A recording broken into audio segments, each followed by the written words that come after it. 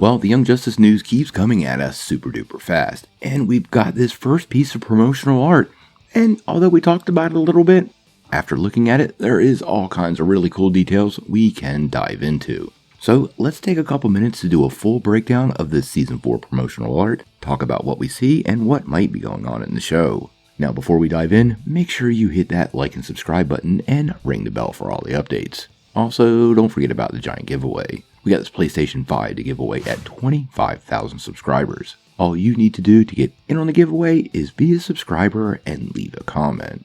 Well, the news keeps coming at us fast and furious, and it's making me pretty darn excited for DC Fandom and Season 4 of Young Justice. We got that first piece of promotional art, and it really did give us a lot of details. We talked about it a little bit in our first look video, but we really didn't dive into the details of the poster, so I thought we could take a couple minutes to break it all down. Now, like I said, I thought the quality of the art was seriously stepped up from what we've seen before. It was richer and just had more weight, and overall, I really do like what I see. Now, as far as details in the poster, there are some things that are pretty interesting and some things that are pretty mundane. Superboy, Zatanna, and Rocket still have their very classic costumes, although I think Superboy and Nightwing may have some minor upgrades there. It appears Nightwing has some new pouches on his belt, and I like Connor's longer sleeves, and to me, he doesn't appear older, but maybe thicker? I don't know. One of the big changes to the characters though is Magan. She is clearly maturing a lot. I really do remember that childlike person we met in Season 1. And just looking at the drawing of the character, she's clearly what we would call all grown up. I'm also a fan of the skin tone hair change that's come about with the character. If you're a fan of the show, you know she's really a white Martian and has hidden that from many people. I love how she continues to embrace her heritage more and more, and the look she has this season, a nice hybrid of the two, is pretty awesome. Also, if you look carefully, Magan is actually wearing her engagement ring. It's hidden right there.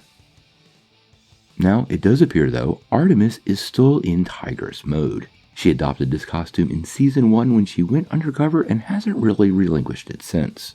This doesn't really surprise me at all, because I suspect this will be the case until Wally, well, if Wally ever returns.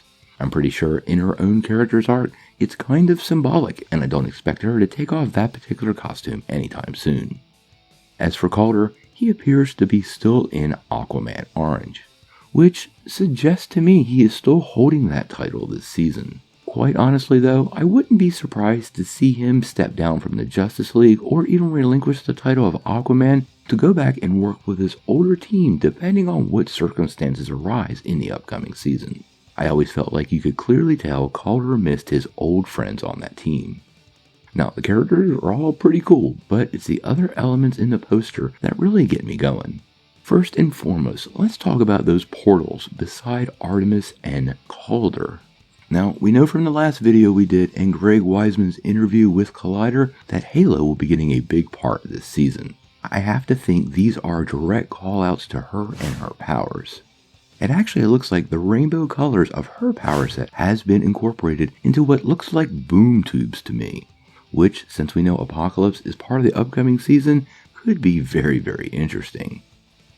Then there's the planets, all 3 of them. Let's talk about the one that's pretty far away first. I suspect the one in the distance is actually New Genesis, the home of the new gods. If you look at the picture, the continents look nothing like Earth, and we were teased with that location in the Tor t-shirt we covered a few weeks ago. Additionally, New Genesis is often depicted with one moon just like Earth. Now, it's possible that it's Rimbor, but often in the comics, Rimbor is depicted as a blue planet that kind of reminds you of Jupiter, where New Genesis often looks exactly like this in the comics. Now, those other 2 planets sit right behind those rainbow boom tubes. To me, these pretty clearly appear to be both Earth and Mars. Now, Mars and Martians have been a part of the show since the beginning, but remember, those Tor t-shirts suggested that we would be visiting Mars officially in the series this season, making me believe that this is more likely Mars and Earth. I suppose once again it could be New Genesis and Apocalypse, but I've never seen Apocalypse drawn like Mars, so I don't really think that's the case. Then there's the biggie, the crystals or diamonds there near Zatanna. Now, it's pretty unclear to me what they are. They could be multiple things. They could be a reference to both the Yellow and Red Lantern Corps. Fans want lanterns for sure, and both groups would be a great addition to the show. Although I would find this to be a pretty weird way to tease either one of those subsets. The second possibility is it could be something magical. It's not for sure, but it does appear like it could be some sort of magic being controlled by Zatanna in the poster. It's unclear if they're magical stones, like that one storing Eclipso in this year on Stargirl, or if it's a manifestation of magical energy. But I really do believe that the proximity to Zatanna is really important, and that's something we should look for in those early episodes to be cleared up. Now, the third thing is a little bit of a stretch, but I had to mention it. It's the color pattern. They are red and yellow. And who wore red and yellow? Well, Wally. Now, not sure if this is some sort of call out or a tease for our favorite lost speedster, but since we are all completely obsessed with Wally West, I figured I should probably point it out. There's no way Greg and the crew do not know how much fans want Wally West to return, and it would be just like them to tease us in this way. Now, the other and final big detail that I noticed from the poster was there's no release date.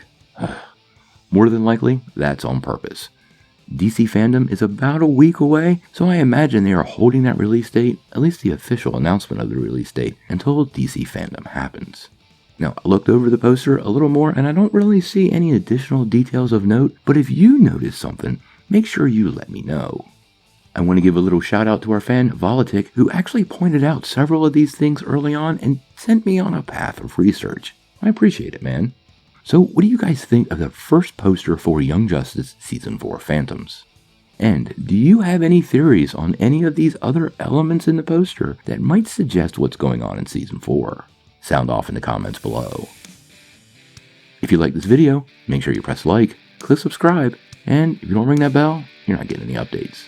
Peace.